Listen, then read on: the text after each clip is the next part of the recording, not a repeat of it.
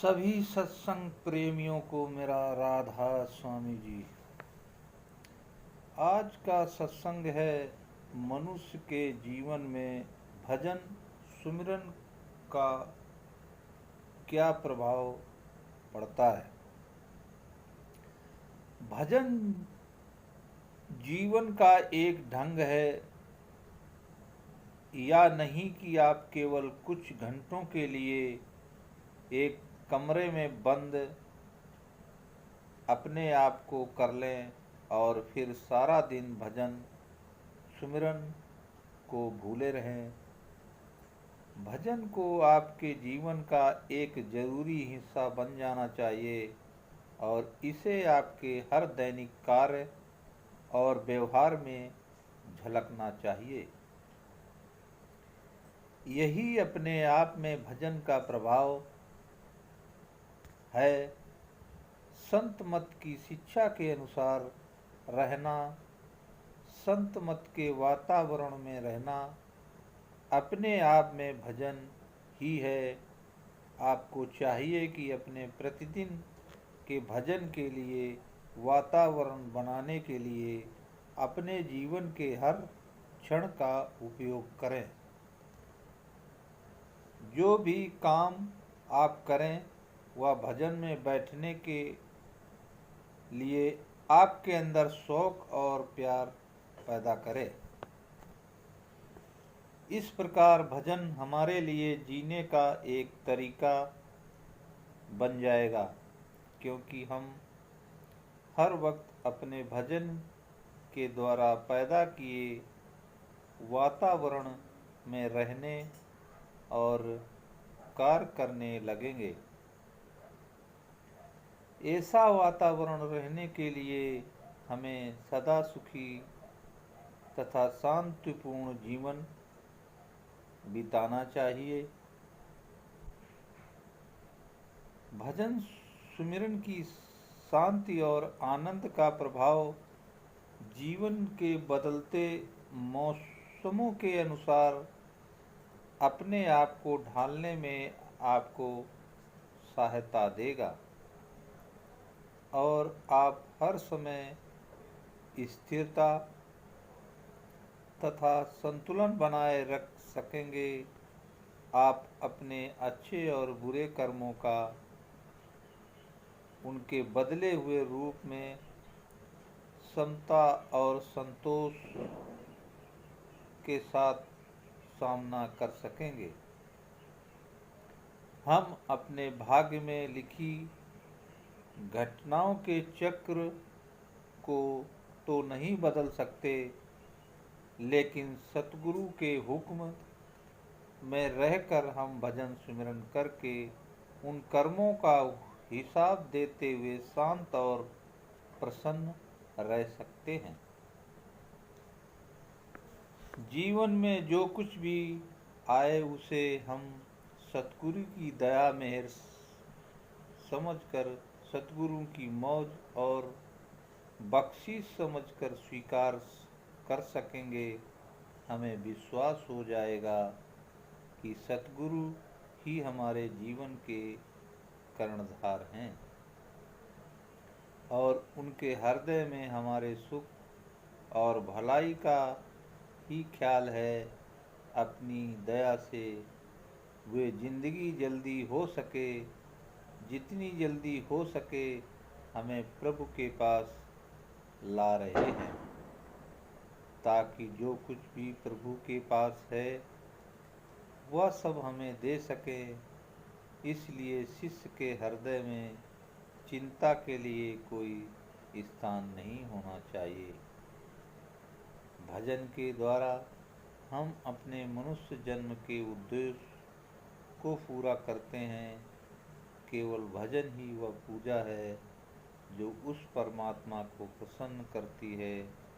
भजन के द्वारा हम उसकी दया मेहर पाने और उसके प्यार को अपना सकने के योग्य बनते हैं।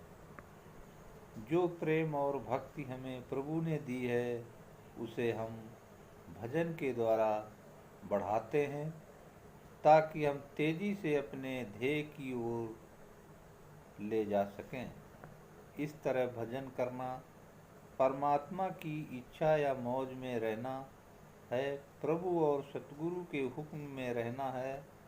परमात्मा की दया और भजन सुमिरन द्वारा ही हमारे अंदर वापस अपने असली घर जाने की तड़प पैदा होती है। भजन का प्रभाव सचमुच ही एक चमकदार है। हम दुनिया के विमुख हो जाते हैं और जिस तीव्रता के साथ हम दुनिया की ओर दौड़ रहे थे, उसी तीव्रता के साथ हम कुल मालिक की ओर दौड़ने लगते हैं। हमें उस सच्ची प्रीति और भक्ति के अलौकिक आनंद और शांति का अनुभव होता है, क्योंकि हम अंतर में अपने सतगुरु में लीन होकर एक बूंद से रूहानी सागर होकर बन जाते हैं। महाराज जी आत्मज्ञान में लिखा है कि भजन सुमिरन का फल लेने के लिए प्रतिदिन 2.5 घंटे भजन करना चाहिए। या तो समझने का एक ही तरीका है, हो सकता है कि सरदार बहादुर जी ने कुछ और लोगों को यही बात किसी दूसरे ढंग से समझाने की कोशिश की है, लेकिन असल बात यह है कि हम 2.5 घंटे भजन करते हैं या 3 घंटे, इसमें कोई शक नहीं, यह भजन है। पर असली भजन तो पूरे संत मत के अनुसार जीना है। तो वातावरण हम भजन के द्वारा बनाते हैं। हमें सारा दिन उसी में रहना है। हम स्वप्न में भी भजन को नहीं भूलते। दुनिया के काम काज करते हुए भजन को नहीं भूलते। हम लोगों के साथ अपने भजन की रोशनी में ही व्यवहार करने की कोशिश करते हैं। हमारा कारोबार ईमानदारी वाला होना चाहिए। असल में हमारा सारा जीवन ही ईमानदार और छल रहित होना चाहिए। वह असली भजन है। केवल अपने आप को 2 घंटे के लिए कमरे में बंद कर लेना या फिर सारा दिन संत के उपदेश को भूल जाना असली भजन नहीं है। भजन का प्रभाव हर समय हमारे साथ होना चाहिए। यह बहुत कठिन संघर्ष है, पर भजन के द्वारा जो वातावरण हम बनाते हैं उसे कायम रखने की जरूरत है। हमें मात्रा की चिंता नहीं करनी चाहिए या भजन की उत्तमता की। आपको मात्रा द्वारा उत्तमता प्राप्त होगी। अधिक समय तक भजन करना सत्संगी की परिस्थिति पर निर्भर करता है। अगर कोई नियम पूर्वक संयम पर भजन करता है तो उसके लिए 2-3 घंटे काफ़ी हैं।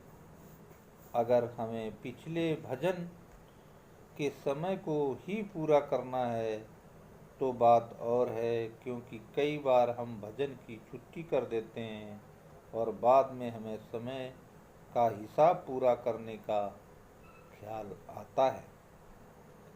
भजन को बहुत ज़्यादा समय देने में सिर्फ यही खतरा है कि कई बार मन निराश हो जाता है, क्योंकि जब आप 4-5 घंटे भजन में बैठते हैं तो आप उम्मीद करते हैं कि आपको कुछ प्राप्ति होगी या किसी मंजिल पर पहुंचेंगे और आपको प्राप्ति नहीं होती तो आप हताश हो जाते हैं।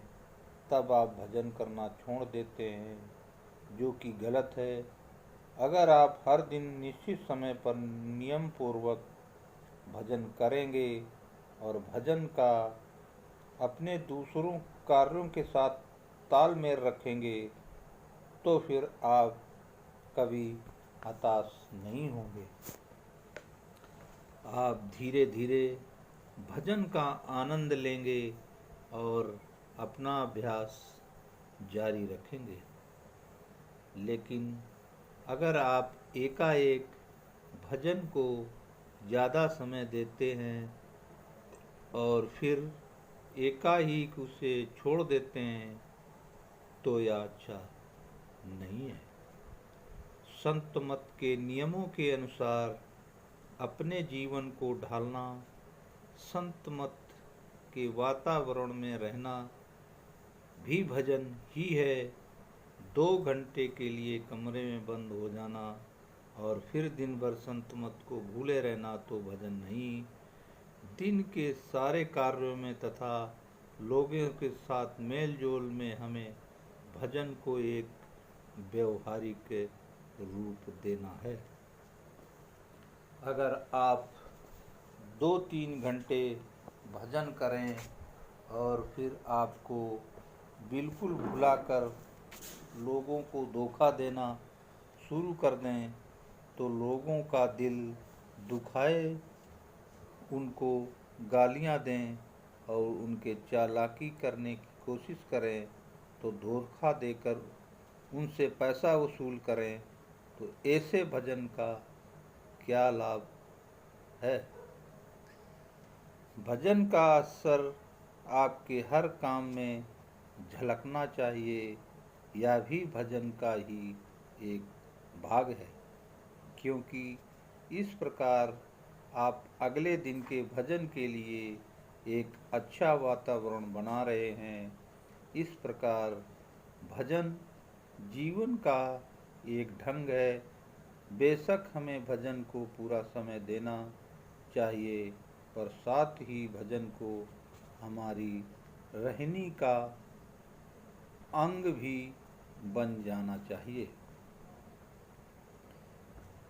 परमात्मा की प्राप्ति के लिए चेतन सामाजिक दायित्व, बाल बच्चों की जिम्मेदारियां निभाने के लिए भजन सिमरन की जिम्मेदारियां, ये सब कर्मों के बंधन हैं। हमें कर्मों के फलस्वरूप आई जिम्मेदारियां हैं। हमें इन सब जिम्मेदारियों को निभाना है, पर हमारी असली जिम्मेदारी तो परमात्मा के प्रति है।